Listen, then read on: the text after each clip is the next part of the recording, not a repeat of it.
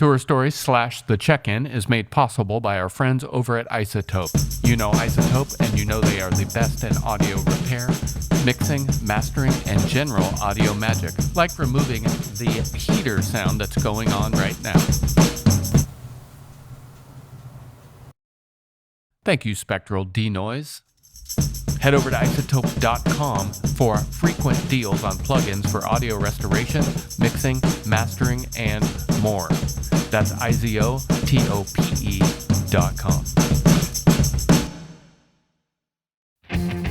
Tour Stories is supported by the great Distrokid. As you know, Distrokid connects direct to TikTok with exclusive access to your TikTok artist account. What's new at Distrokid? You can do unlimited instant mastering. You can distribute your music videos, and the newest, greatest thing, Bandzoogle, where you can build a website and a store in minutes. And of course, they have an app, which is a delight to post new songs and get paid. Tour Story listeners get 30% off at distrokid.com/VIP/tour stories. Distrokid. Get your music out there.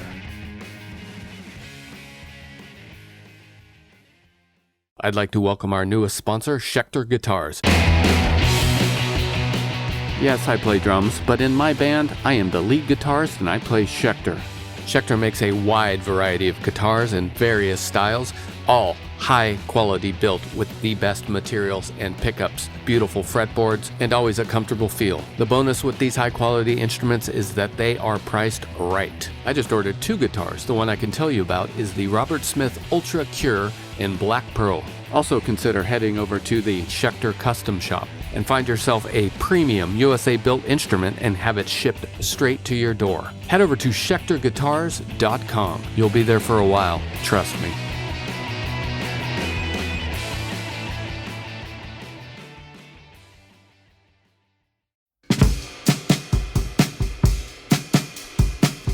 Hi, Asher. Hi. How's it going? Oh, so good. Where are you? I'm in the recreation room of a luxury condo in the West Village, where I have been working part-time for a woman who lives here as her media assistant, which is the sort of in-between job that a very well-to-do rising emerging indie rock star would have, Yeah. after being a barista for a long time, working in service jobs, bakeries, etc. I've really risen to the tops. I'm now on Adobe Premiere most of the day. I'm fresh to Premiere. I am so bad at it. I'm also very bad at it, and I don't deserve to be in this position by any means. But I figure that I should be transparent about where I am geographically. It's a weird place to be. It's not a place that I often am for any other reason than my very temporary profession requires me to be. Right. And where do you live? I live in Brooklyn. All right. In Bushwick, which is, if for those who know what I look like or are watching, the live stream of this, which I think is airing right at ESPN. This is probably Super Bowl follow-up. It's Super Bowl follow-up. It doesn't air on ESPN until Wednesday, right. I think, but it's primetime Wednesday. Totally. And they're doing it on Turning Point, too, I think. They're showing this on Turning Point, which is controversial. Trying to get in there. Let's, cross the fingers. Anyone who has a visual aid knows that I sort of look like the type of person who might live in Bushwick, in a sort of embarrassing way. Speaking of the Turning Point halftime show, I guess we will have to talk about football. Why did you turn that down? I didn't. The Turning Point halftime show? Yeah. I wanted the guitar tone to be a little bit cleaner, and I found the guitar tone that was used in the actual show to be a little dirty, which I did not, which didn't align at the time with what I thought. I thought it was a form and function thing because my music is so, I think of it as so pure in its Christian. Right. Me too. The sort of beams that emanate, I want to be blinding, and I don't want to be filtered by a distortion pedal, which I think sort of tampers with the message. So I see. They wanted me to use a stomp box, and I thought that was unholy. I couldn't have that. Oh, isn't there something called a Holy Grail you could have used, or I don't know, I don't or know you about got you that. could have came to some some you could have solved that problem. I, I you wish know, next year maybe. I don't want to compromise my vision, Joe. And Yeah, I I just felt like understand that. I just felt like they were veering me towards something grotesque and crass, something vulgar. Did you grow up in New York No, City, I grew up in Chicago, actually. Yes, the Midwest? I grew up in the Midwest. I grew up as a city slicker, sort of right outside of Chicago, on the sort of true non-binary zone where the more residential suburbs meet Chicago, no, but soundly not a suburb, which I feel is important to put on the record. I do know that you are a visual artist, and I was perusing your paintings today. I really like the T-Mobile window one. Yeah, thank you. It really like made me laugh, and I was like, oh, it's beautiful. Yeah, Um, and so I know, you come from a visual perspective as well as you have piles of wonderfully produced music since you were young, from what I understand. What was your proximity to music growing up? Why did you get into it so quickly and vastly? it was my Early, rather. yeah my and early in. I feel like I caught music right when it was just starting. Like I feel like I caught music early in its rise Yeah. as a You. as a What cultural is this? It's music. right. Oh, I'm gonna take part And in people this. didn't get it at the time. You know, I was like, you guys just have to listen. And they're like, what is that? Is this is it, it's like people talking. I was like, no, it's like people singing. And they're like, people doing what? Yeah. Yeah. Um, Notes. but it paid off, you know? Um, and I started with Gregorian chanting and we went up to there, and ragas Yeah. and stuff. No, I grew up, just with parents who are in the sort of valley of being Luddite or being technologically savvy. So they're like in their mid 60s. So they didn't Mm-hmm. know they weren't afraid of the internet, nor were they totally aware of the perils of allowing your child unfettered access to it. I was Sure. 11 in 2011 and looking at a lot of like music forums and YouTube stuff and like very dark, morbid things, and getting Mm-hmm. into sort of teaching myself the uh, the DIY and experimental music history just by fascination by through Wikipedia and stuff and like rate your music Mm-hmm. when I was very young. Um, and it was like I would go like on my dad's computer after school, like on the family computer. Yeah. Um, my parents are like middle class, like educated, people. My dad worked in theater nonprofit administration, and my mom's a nonfiction children's book editor. So they both Hmm. have sort of like arts adjacent careers that valued, the arts, but weren't. That neither of them were able to offer me any nepotism in any way in Mm-hmm. their respective Yeah. careers, but they still, I think, reaped the benefits like spiritually and psychically of being like the arts is important to pursue. And then when I was in middle school and high school, I got really involved in what was then, and I think actually still is now, and has been just kind of always, the very vibrant Chicago noise and experimental music scene, Hmm. which has kind of never had as far as I know, has had a moment of rest. It seems like it's sort of indefinitely been popping off, Yes. which is not true for many other cities in this country. Right. And I moved to Providence. I got obsessed with noise music and experimental music in Chicago, and And you went to the other noise city. well, I went to the other one with this sort of legend of like the early 2000s, and then and Yeah. I went there in 2018 for college, and I was like, oh, it's not, things have changed, the world has shifted since. Lightning Bolt isn't walking around on the streets Well, they anymore. actually are, but they're not like, they're not 22 anymore. Right. They're pushing strollers. Just kidding. They That's might be. Who knows? that's my one. You've oriented me towards my one true name drop, which is that Chippendale and I are I would say safely describe us as good homies. All right. Yeah. Back to your, I like this idea of The family computer I always have. Totally. Where was the family computer? What did it look like? It was a Was it big. in the living room? Well, my mom for proofreading PDFs, she had Hmm. a large iMac, like a big 2008 iMac with like the rounded half dome base and like Oh a yeah, little and like a rounded big screen, and it had photo booth on it. And this was in 2008 probably, yeah. and it was very exciting. And my dad, I think, had like a really shitty laptop that was always like well behind what my mom was using. Like she always had like a sort of respectable contemporary piece of technology, and he had like a hissing and heaving old like plastic, like when the Mac, I think well into my adolescence, he was using a MacBook that was made of plastic.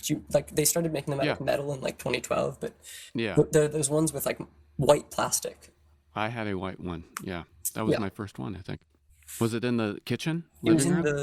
the living room. Nice. Yeah, I just like that idea. No one does that anymore. no one does it anymore. It's If we're the all going to use them, let's make it communal. Yeah, totally. I think it's crucial actually. It's the closest thing that we had to like the sort of like post-war gathering around the TV thing is That's like right. watching YouTube videos in the living room together on the screen. Yeah, Yeah. that's fun. Okay, and from the living room, the family computer, you've made a bunch of records On GarageBand. on GarageBand. Like GarageBand, my first experiences making music were like GarageBand 8, GarageBand 7, and I was GarageBand is using great. GarageBand's amazing, and it's gotten worse. They've made it worse because they've I made know. it I'm with you. they've She made it has more followed you from they've made it less rigid and sort of where less clunky, and Yeah. dark it's water and this fortune sound runs. like a real old head. But When your sails come back together, she will follow you wherever you go. my mom's like But still, on there, probably like rivers run Costello. and running water runs so slow. Had a picture of my mother, but even mother doesn't know.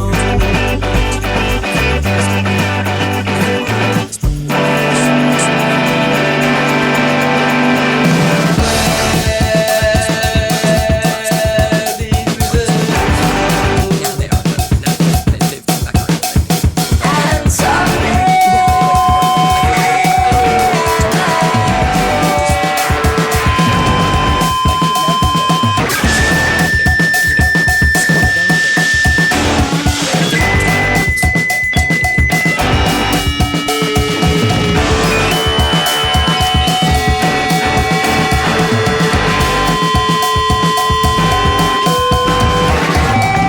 he has followed you down. Beautiful noise, and it is a cover of just a Beneath starlight and bitter town.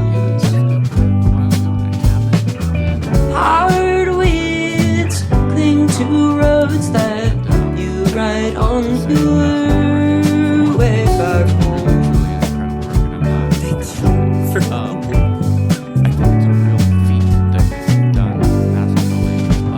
But still, rivers run and running water runs so slow. Had a picture of my mother, but even father doesn't know. I think that's the other thing is Where big rivers flow, incredible spotlight on production. and someday I'd like to know. I think people make two covers. Sometimes I think the same. You've made me self-conscious because I'm working on a cover record myself right now. I'm like, but it's just a good record, is what I want to say, and aside from the backstory, and I want to hear sort of your inspiration behind just doing it and why you decided to do it. But Yeah. first, why was Jessica's first record so important to you? It's literally just that it's just good. It's just good as fuck. And like it is good without a lot of it's the it's the clearest distillation to me of her songs not even her songs having their own aura discrete from any aesthetic signifiers. Like the next one after that, and then the On Your Own Love Again, and the one since I feel like people caught on, and she started to be considered in this pantheon of retro loner folk people that felt very projected onto her. Like there's like the tape hiss is like more aestheticized in those records or something, or there's like a little more reverb or like a little more style about them. And what I really love about this first record is that it's like utterly devoid of style, and it's like often like imperfectly played. Like a lot of the takes are not like she fucks up. Like there's like flub notes in the guitar playing and stuff. Like it's really unpretentious and just like simply elementally beautiful. Like the songs are just very, very good. And like the power of the songs like ontologically as songs, like beyond their performance or beyond their production, is so clear to me. So much so that the takes don't need to be good, or that the recording doesn't need to be good.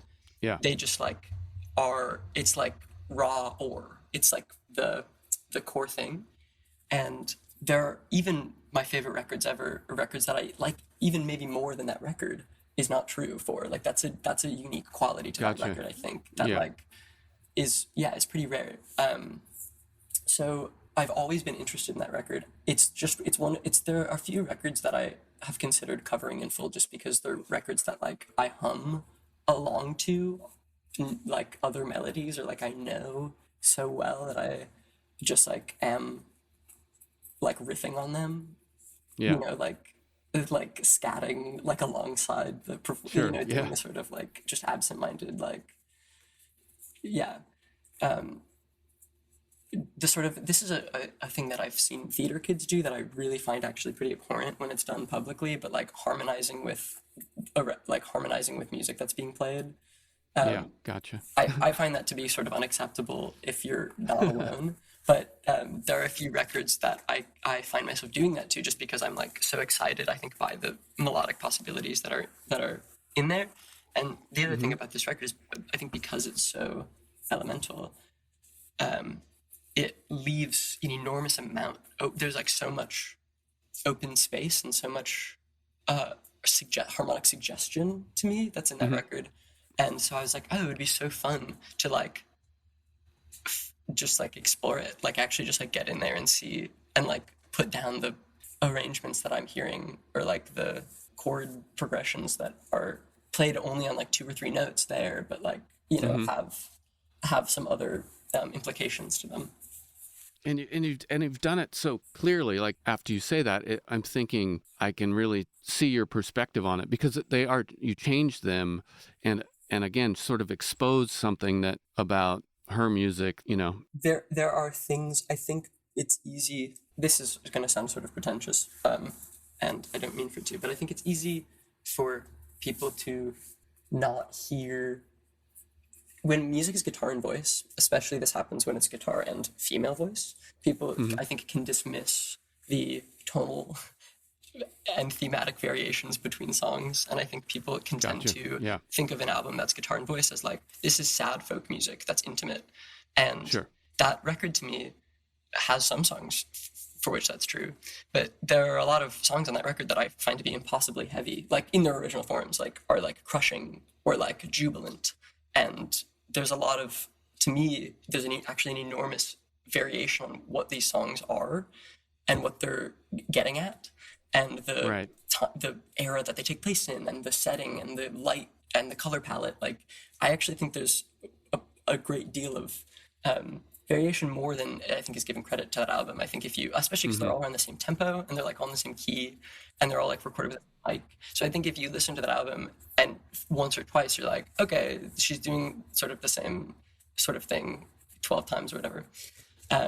but they're all really like distinct and weird. And so I thought it would be fun to like put each one in the costume that it sort of tries on, like, but like really do the caricature of each song. Like Night Faces is going to be like a psych pop, Harper's Bazaar sort of thing, and Hollywood has this like minimalist music thing going on. Yeah, and it seems to me like it must have been a feat. I'm not a multi-instrumentalist like yourself, but That's not true. You are. we're, I guess maybe I am. Thanks. Nice try.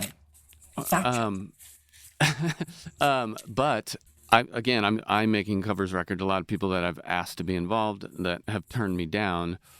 People that I'm close to just said I'm kind of nervous about covering this song. Were you nervous at all? You know, and if you were, why'd you take it on? It's something that I've like thought about doing, or like thought would be fun to do, and began in a very embryonic form many years ago, and then abandoned. And then I just said at a dinner that I did it at a dinner with my label. I like was like, yeah, I did this and I finished it and it's ready to go. And I was like just like lying through my teeth, but I like really wanted them to think that they like had chosen a good client for their label. Like I wanted them to think that I was like more industrious than I am, and like they were like, do you have a single that we can put out in the winter? And I was like, a single? Pff, I got a full album, baby. And they're like, really? And I was like, yep. And Mouthful of lobster. yeah, yeah, like swigging champagne. Obviously, this was at Italy. This is at Benihana's. Then I was like, well, I guess I'm doing this now. And they seemed tickled by the idea of it. And I was like, okay. And also my publicist, who was there at the time, was like, oh, I know Jessica Pratt's partner, and I think that both him and Jessica would like this. I think they would be tickled by this and approve of it. And so I was like, say no more. Right. You need now that is all the permission I need. I'm gonna go and hole up in a few 3 or 4 day sessions and knock it out. And then I like it was easy to do because I know those songs. You know, I mean I had to like learn some of the guitar parts. Sure. But I had ideas about, like, I knew pretty much immediately how I wanted each song to be. Like I knew that Mountain or Lower would be like a funny like a hoedown. Stomp. Yeah, Yeah. like blues. But I was trying to do a ZZ Top thing. I was listening to that on my way to the studio today, and I was over a bridge over a muddy river, and I was like, ZZ "Oh, this is Top. perfect. Rio Grande Mud. Great record." Well, I'd like to play Bushel Hide. Yeah. Is that cool? Yeah. All right.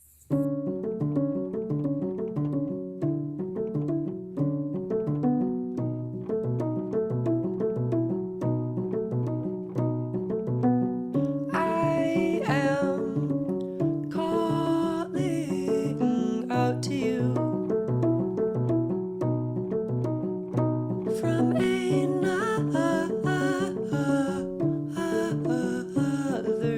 place.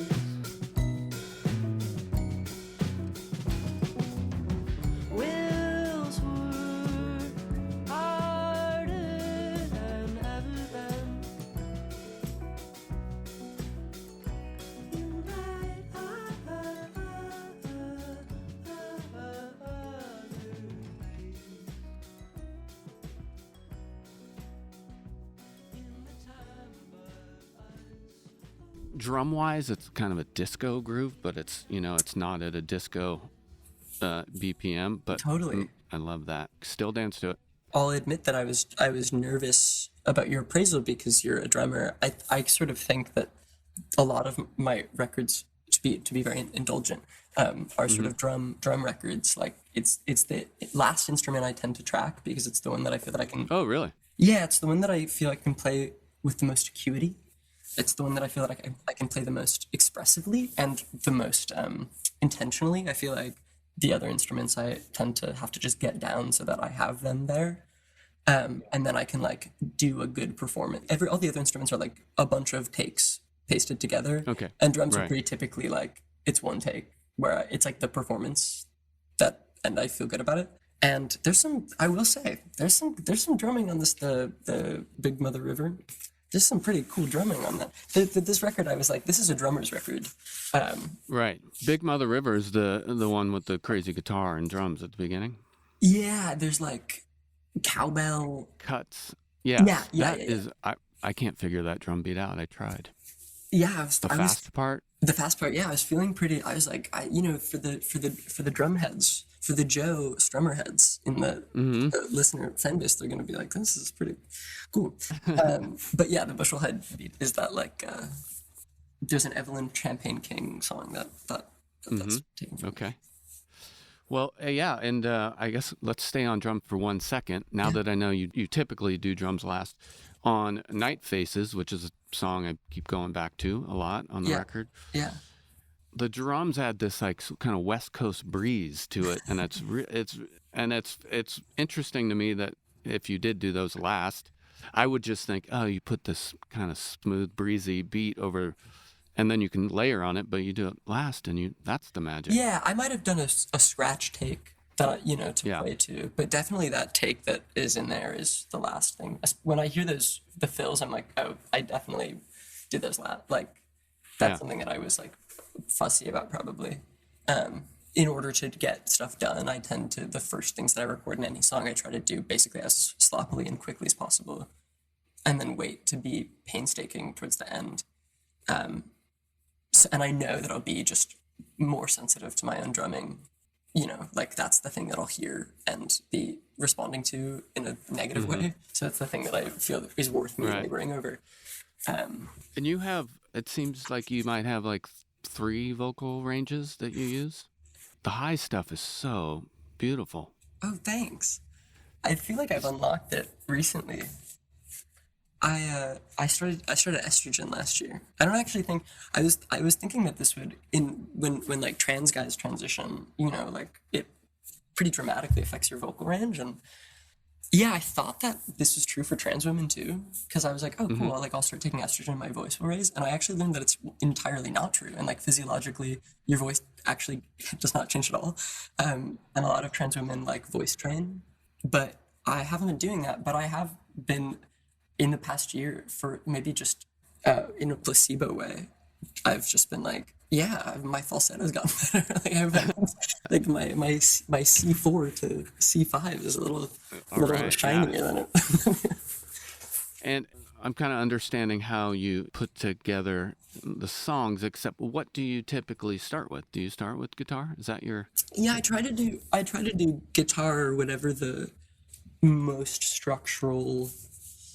Like, it's actually an interesting question that is particularly relevant to this project, because usually a song starts with a field recording or like a piano improv thing that I did, or like a synth sound or something. Like usually it actually doesn't start from structure, but because I'm not working off of chord sheets, or I'm not working off of like, I'm like working sort of blindly or like more intuitively about what the song will be, and then kind of eventually coerce it into like being a better form or a more structured form. Whereas with this, because these songs already existed as songs, it's like there's a verse, there's a chorus. I like sort of have an idea about the architecture of it before I've put anything down. So with these, I was like starting, I think, with whatever the main structural beam was. Like with Bushel Hyde, it's the arpeggiated piano. That's the first thing for that. Night Faces was the just guitar, acoustic guitar.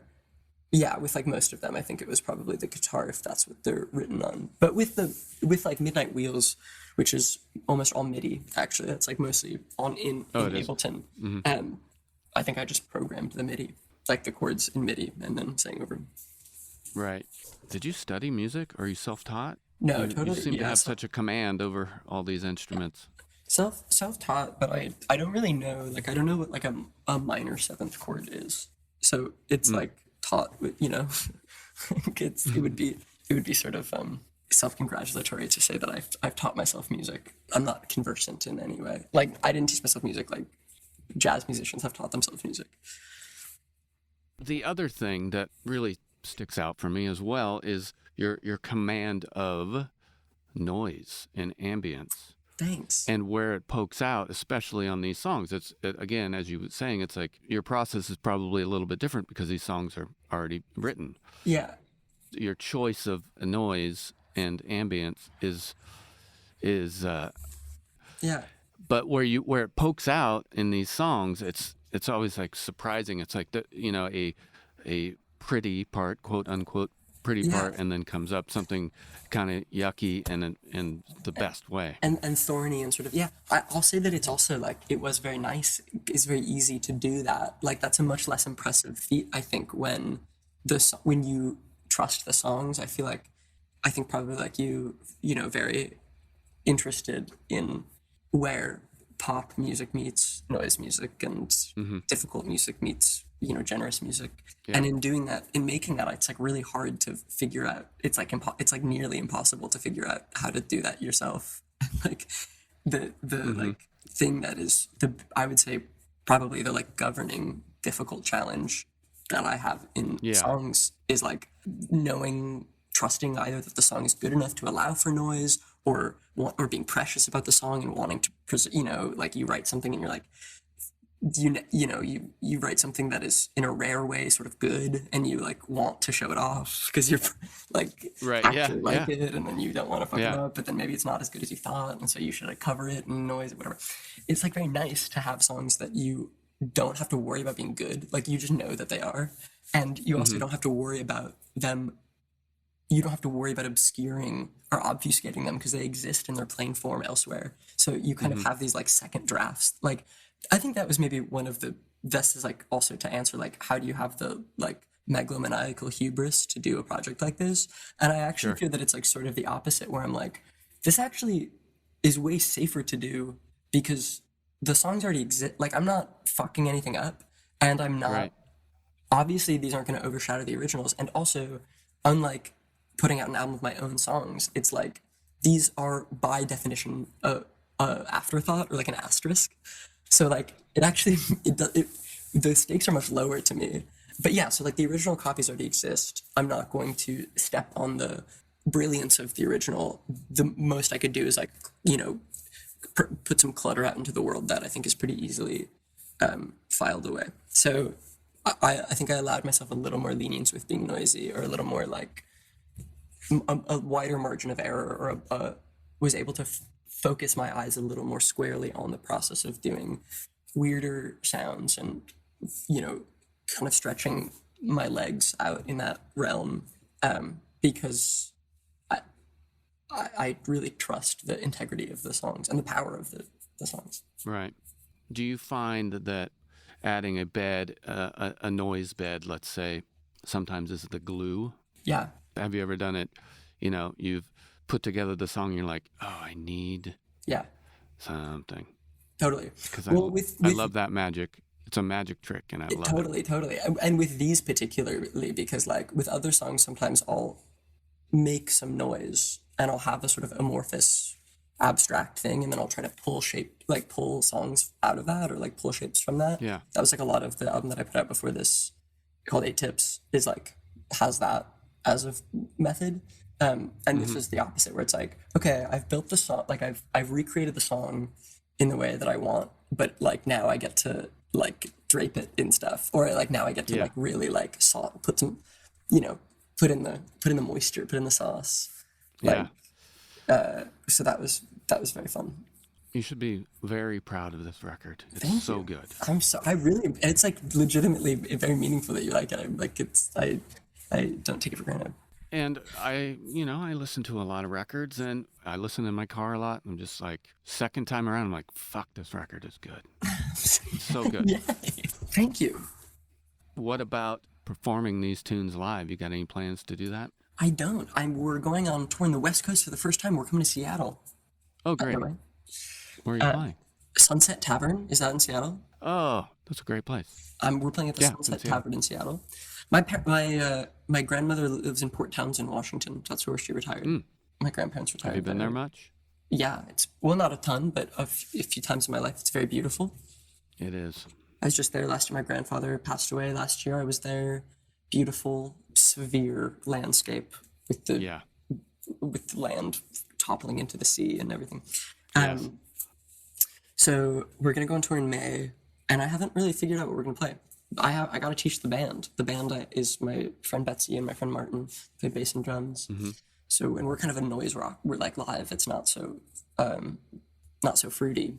It's like a little more burly, and there's moshing and stuff.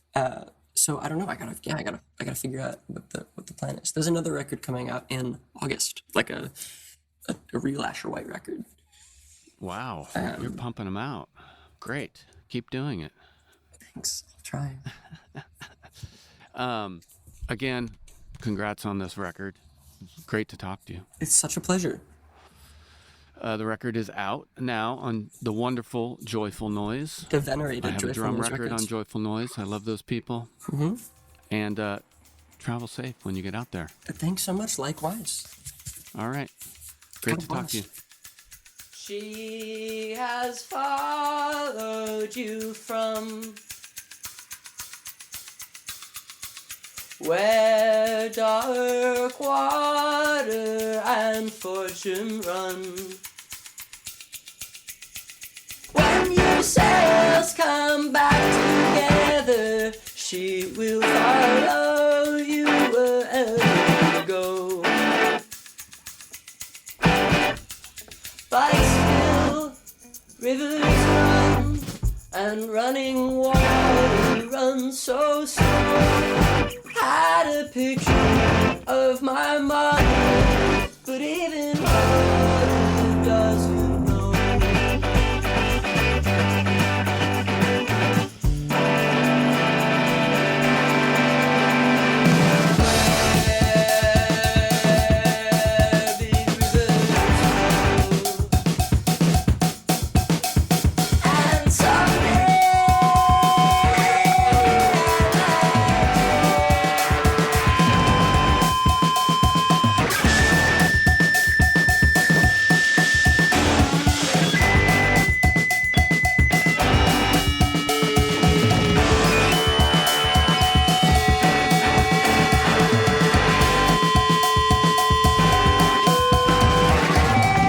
He has followed you down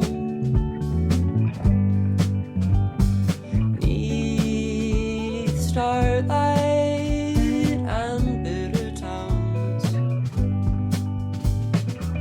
Hard weeds cling to roads that you ride on your way back home.